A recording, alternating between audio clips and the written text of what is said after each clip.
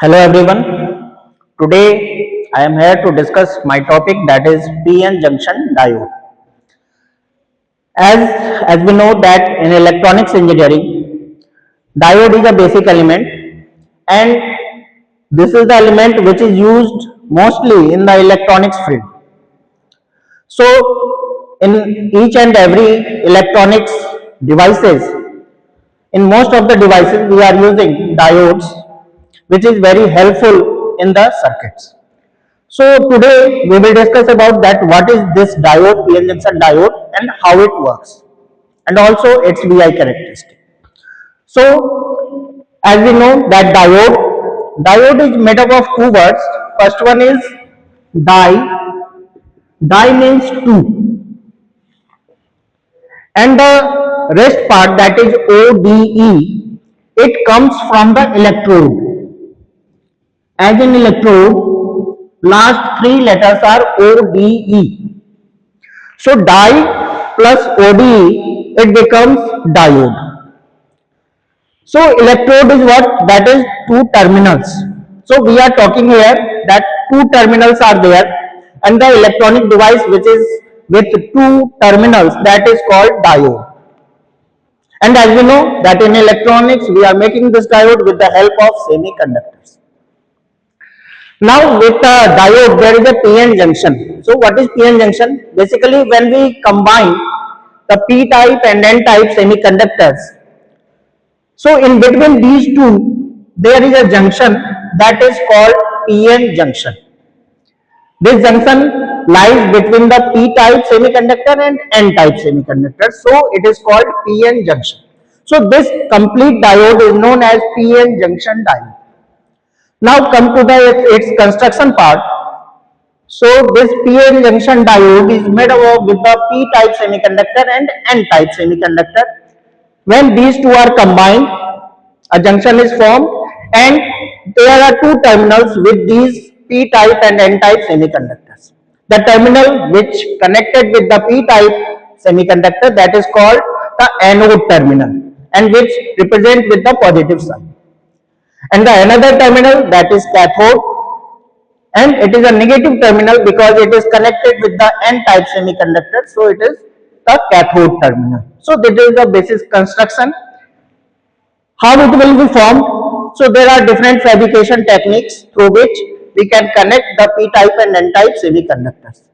And another method is also there, in which we take a silicon bar or germanium bar, in which the first half is doped with the trivalent impurities and it becomes the P type semiconductor, and the rest part in which we can include the pentavalent impurity and it becomes the N type semiconductor. So this method will be helpful to construct PN junction diode. Now come to the symbol part. So this is the symbol of the PN junction diode, in which we can make a triangle, and with that triangle there is a line which represents its negative terminal. So this terminal is called cathode, which is denoted with K, and this terminal is anode terminal, which is denoted by A. So this is the symbol of the PN junction diode. Now we will come to the ideal diode. What is ideal diode? So ideal diode is basically a diode which have negligible resistance, and there is no power loss in the diode. That diode is called ideal diode. Now we will utilize this diode in the circuit and find out the behavior or VI characteristic of this ideal diode. So for that, first of all we will do the biasing of this diode. So what is biasing? Biasing is nothing but simply connect the DC external voltage with the diode. That is called biasing. So here with the diode there are two types of biasing. First one is forward biasing and another one is reverse biasing. So in forward biasing, the positive terminal of the diode, that is this terminal, is connected with the positive terminal of the DC supply. So DC supply positive terminal is connected with the positive terminal of the diode, and that diode is in the forward bias condition. So if we are taking the ideal diode and its positive terminal is connected with the positive terminal of the battery and its negative terminal is connected with the negative terminal of the battery, then this diode will be in forward bias, and in the forward bias condition it will utilized as a short circuit. So short circuit becomes, why it will become, because when it is connected in forward bias, the width of the depletion region will decrease, and in that case, when depletion layer vanishes, it just like a short circuit. So in that case, short circuit will happen. In the opposite case, when we take the reverse bias condition, in that case, the positive terminal is connected with the negative terminal of the battery and the negative terminal is connected with the positive terminal in the battery. So in that case, it will becomes in reverse bias, and in reverse bias condition, depletion region width will increase, and in that case, it will operated as a open circuit. So in forward bias, it will become short circuit. In reverse bias, open circuit. Open circuit means the current ID will be zero.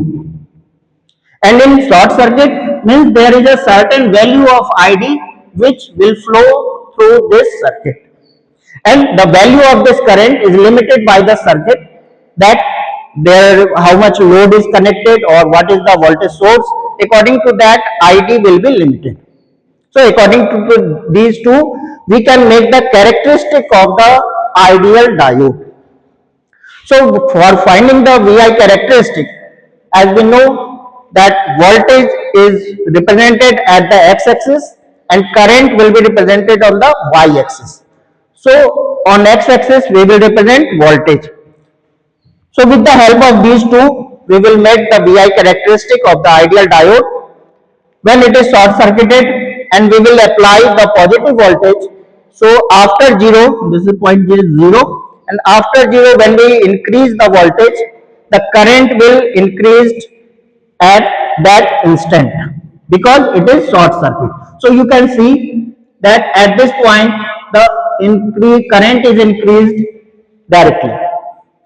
But in the reverse bias condition, as connection is reversed, so negative voltage is applied and negative voltage is applied, but in this case this is open circuit, so no current flows in that condition.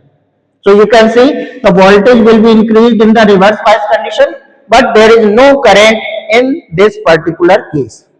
So this is the VI characteristic of the ideal diode and it works on in that condition.